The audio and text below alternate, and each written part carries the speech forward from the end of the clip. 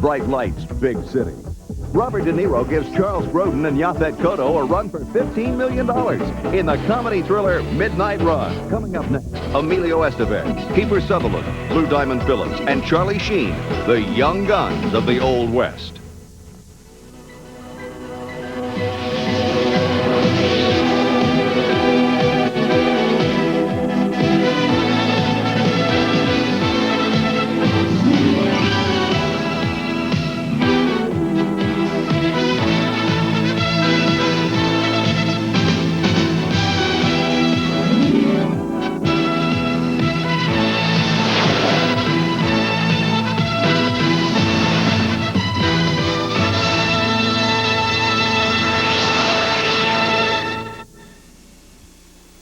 The following movie is rated R.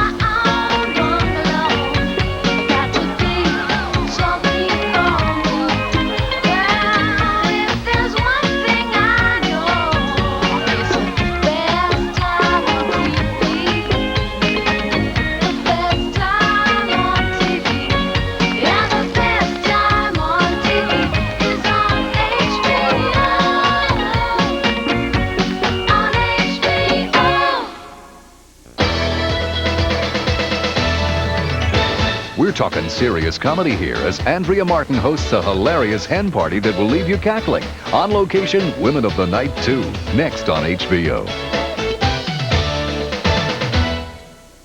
The brightest stars, the biggest hits. HBO, the best movies.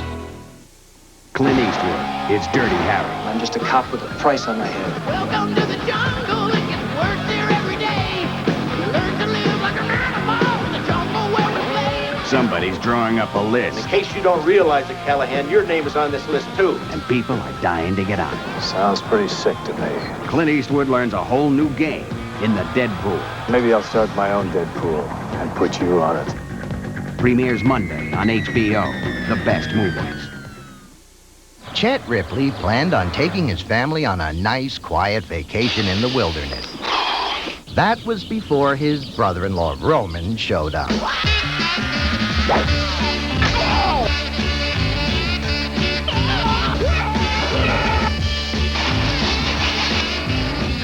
John Candy and Dan Aykroyd answer the call of the wild in the great outdoors.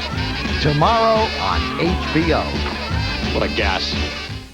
Love, sex, diamonds, Champagne. robbery, seafood.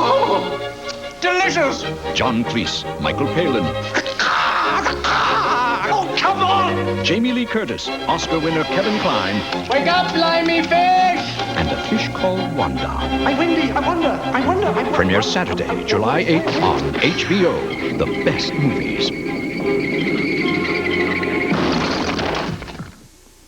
What do you get when you mix a horse with a sense of humor, Bob Goldthwait, who could use a little horse sense, How would you know? and Dabney Coleman, honcho of horseplay?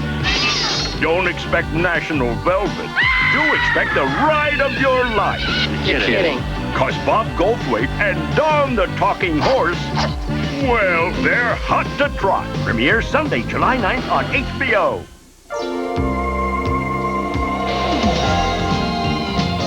Hi, I'm Dana Fleming with an HBO Entertainment News feature story on the top picks of this summer's flicks. Summertime is movie time, with tickets practically doubling during June, July, and August. This season should prove to be hotter than ever, with a host of newcomers going head-to-head with a slew of big-budgeted sequels. 1989 may well be known as the summer of sequels, and there's a reason behind this tried-and-true trend.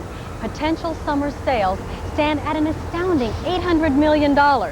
First to hit the theaters, Indiana Jones and the Last Crusade, the third and final installment of the series.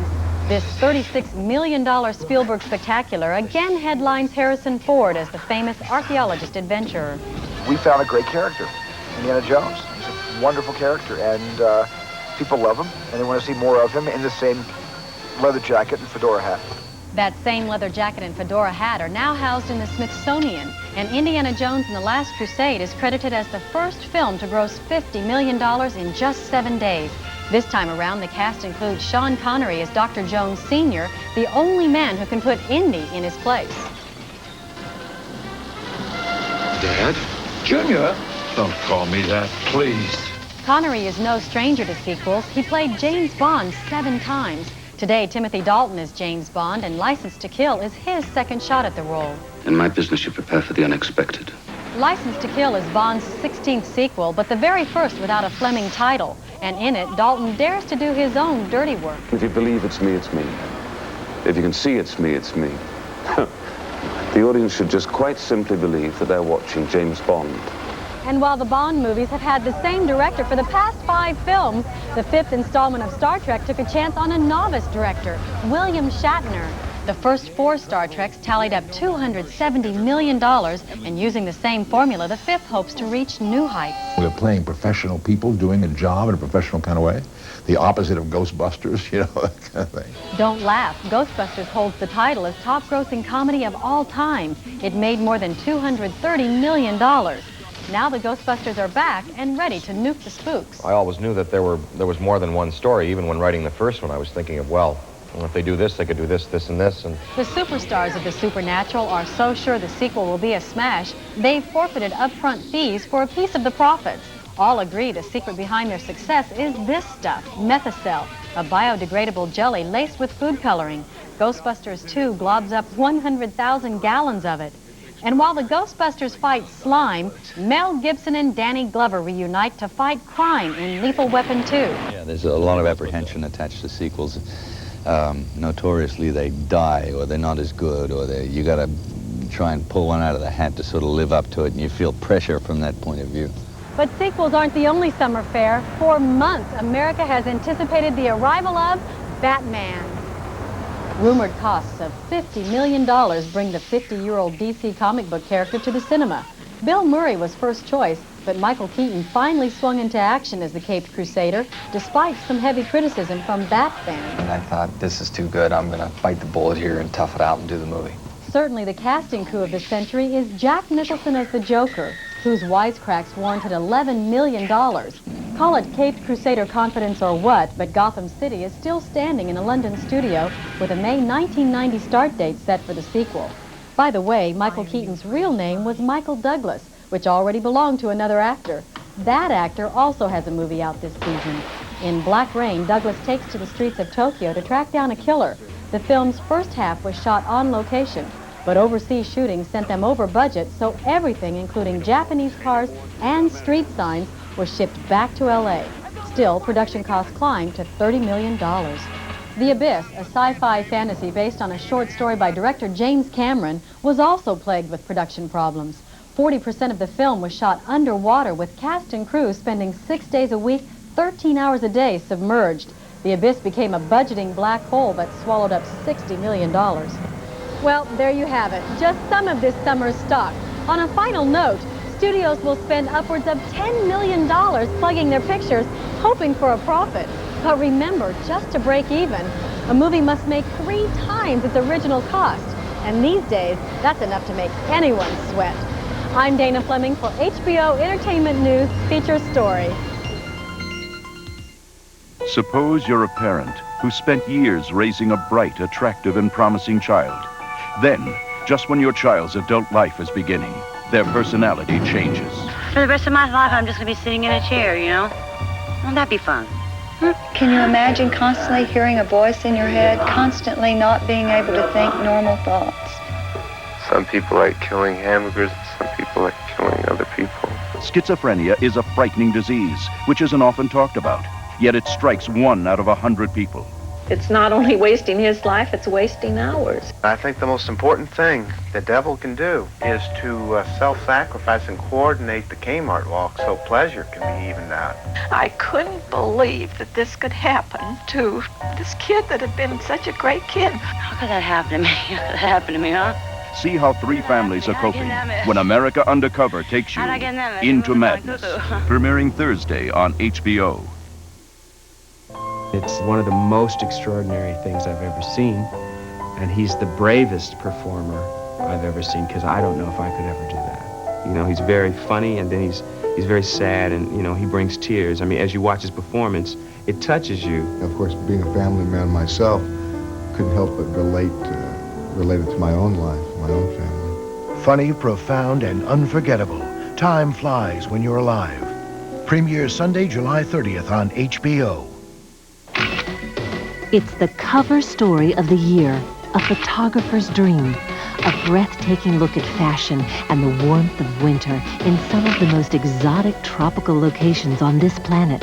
For the first time, Sports Illustrated and HBO take you behind the scenes to meet the models who work from dawn to dusk to outshine the sun. Watch Sports Illustrated, the making of the swimsuit issue, Monday on HBO. HBO Comedy Hour presents The Saving Wit of Rick Dukeman. You think Mary ever had to say to him, Jesus, close the door, were you born in a barn?